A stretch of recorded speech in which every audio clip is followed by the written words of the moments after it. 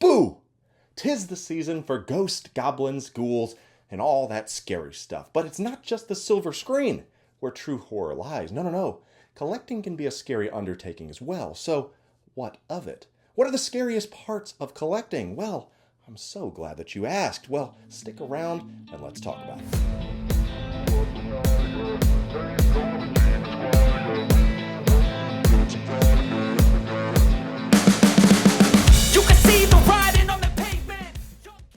Well, what's up everyone, and welcome back to the channel for a spooky video today. Yes, as you can see, I'm all in the spirit and ready for this Halloween season, but I would be remiss if I didn't use this opportunity to talk about some scary situations in collecting. But before we get into that, as always, I do want to make sure that if you have not yet subscribed to this channel, why don't you give me a good scare by actually subscribing?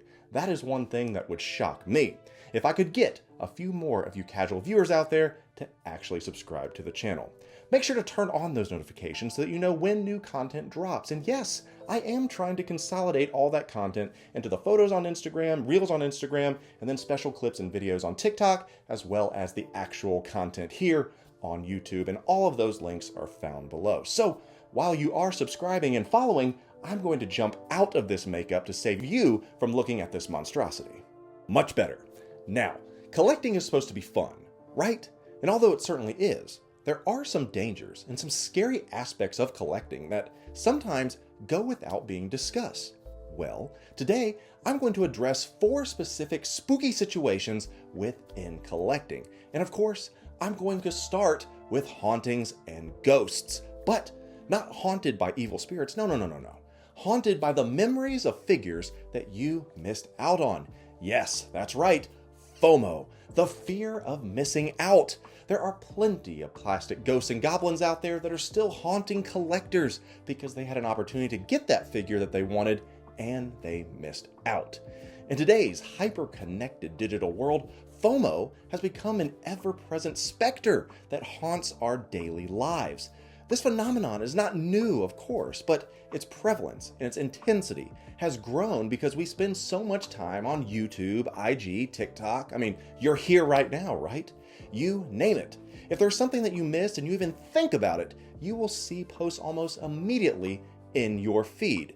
Rubbing it in your face, it seems, which is spooky in itself, which is another thing. How does your phone actually know? Oh well, that's a video for another channel. But let me be clear. There is nothing wrong with wanting to have something that your heart desires, in moderation, of course. Where the problem lies is when that must-have-it mentality overtakes your rational thinking and causes you to make poor decisions. It's as if you're possessed. You run to wherever you can to secure your fix.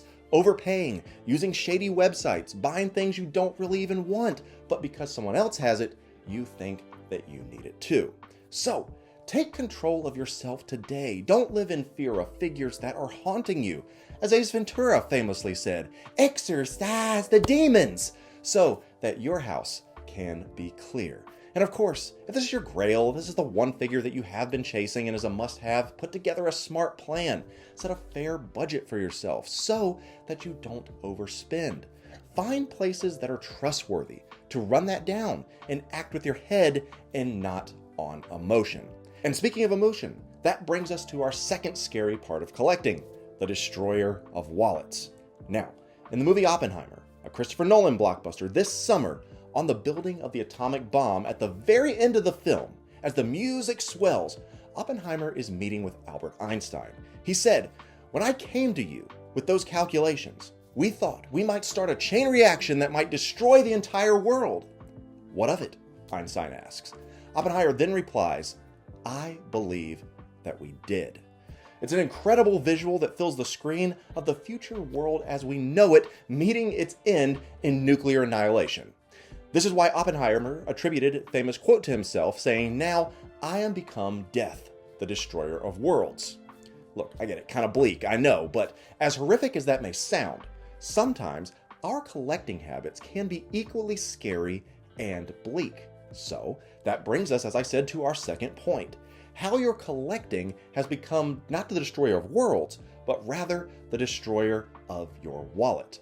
But what do I mean by that, you may ask?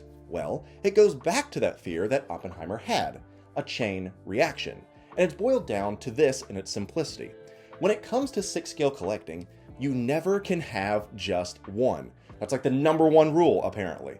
There is always something else to pick up. And I have yet to see anyone that claims I'm only getting one and actually stick to it. So if you are one of those rare unicorns out there, please let me know down below. I would love to meet you and shake your hand. But if you are a new collector or a seasoned plastic veteran, I implore you to hear these sage words of mine. You don't have to have everything. If I had a nickel for every time I've seen a post on Reddit from a new collector saying, first month of collecting, how did I do? And then it goes on to show $10,000, $12,000 worth of new pickups. But let me be clear. If that person sold a bunch of old pieces of their collection to fund this new start, that's great. If they've been financially stable and can afford to break off that much at once, great once again. But where the trouble lies is when you get that first figure, you realize how incredible it is, and then the addiction and the dopamine hits, which causes you to splurge and buy figure after figure, setting off a chain reaction that destroys your wallet and financial credibility. And that is a scary part of collecting that I don't think a lot of people talk about on here. And you may be thinking, well, I need to complete this line, or I need this companion piece, I need to get XYZ, and you rationalize your thinking for each additional pickup.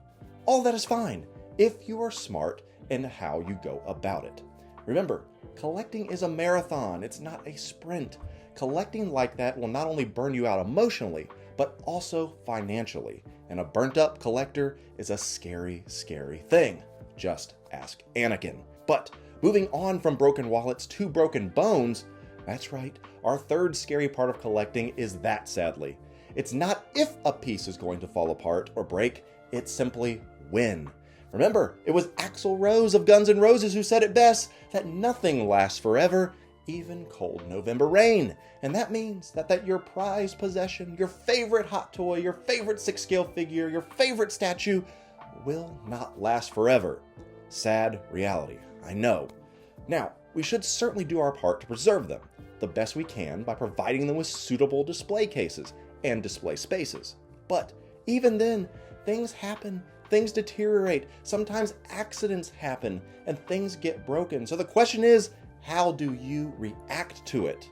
Now that sounds simple and almost juvenile in its discussion, but I know a lot of collectors out there that are extremely serious about the condition of their figures and different collectible pieces in their collection. And believe me, I get it. These things are not cheap by any stretch of the imagination. They are luxury items. So naturally, when something goes wrong, whether it's by accident or just wearing down over time, you are going to be bummed about that. So what can you do? As I mentioned, caring for your figure by making sure that it's displayed in a proper setting does in fact go a long way. Keeping it protected from the elements can do wonders for the longevity of your figure. Don't keep it in direct sunlight. Don't keep it in humid environments if you can help that. Make sure that you are dusting it regularly. And, if possible, use some 303 protectant wipes and cleaners to keep leather, pleather, rubber, and other different types of fabric in tip-top shape. If the unthinkable does happen though, and you do actually break the figure, all is not lost either. There are several different websites that sell replacement parts, and far often for a very fair price. You can get these pieces to repair your broken figure. Believe me, it is possible. I actually did a video before on maintenance and repair to figures, and it is linked down below with resources and websites as well. So check that out if you haven't yet. Now, perhaps nothing defines the horror genre more than jump scares. Movies like The Exorcist perfected this. In a nutshell, jump scares are typically unexpected moments in horror movies or games designed to startle or frighten the audience. They rely on a sudden, often loud and shocking event to trigger a physical reaction of fear or surprise. And what do you know? There can be some truly horrific jump scares out there in the collecting game too. And that is our final scary part of collecting: unexpected expenses. These are unforeseen financial obligations or costs that can arise in real-life situations. It sucks, but life happens. Maybe you're like my wife and you get a flat tire all the time, or you need some auto repair. Maybe your AC in your house goes out. Maybe, God forbid, you get sick and medical bills are piling up. When any of that stuff happens, collecting takes a back seat.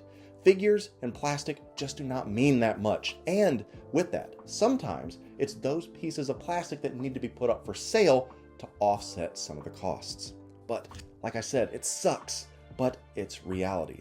In the movies, sometimes you just know that something spooky is lurking around the corner and is coming, and you can anticipate it. Unfortunately for us, financial jump scares are a little harder to predict. But if I could give you a real word of advice, since real-life unexpected scares are largely beyond your control, be proactive and have some form of financial preparedness and emergency funds set up in place, just in case, because life happens. Well, that's going to do it for us here today. I hope these 4 scary parts of collecting didn't frighten you too bad, but in all seriousness, I do hope that you have learned something today, and at a minimum, taken a piece of this to think about. But now it's time for you to weigh in and let me know down below your favorite scary movie, because during this spooky season, I am always looking for new movies to watch, so let me know down below. And as I've said before, if you've not yet subscribed to this channel, please make sure you do that. And you know what? Please go ahead and actually share this video with someone. I would certainly appreciate it as well.